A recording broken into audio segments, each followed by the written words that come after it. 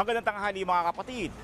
Magpapatuloy raw ang maulang panahon dahil sa binabantayang sama ng panahon sa loob ng ating bansa. Kaya asahan ang mga pag-ulan at pagbaha sa mababang lugar. Ikaw kapatid, anong sa tingin mo ang dapat gawin kapag maulan? Tara samahan niyo ako at magtatanong tayo dito. Magdala ng payong kasi maulan na. Ang gawin natin ngayon pag tag-ulan, mag-ingat tayo para hindi tayo magkasakit. Dala lagi tayo ng payong kahit saan tayo pumunta. Magdala ng payong, ng kapote para handa sa ulan. Magdalang raincoat. At saka payong.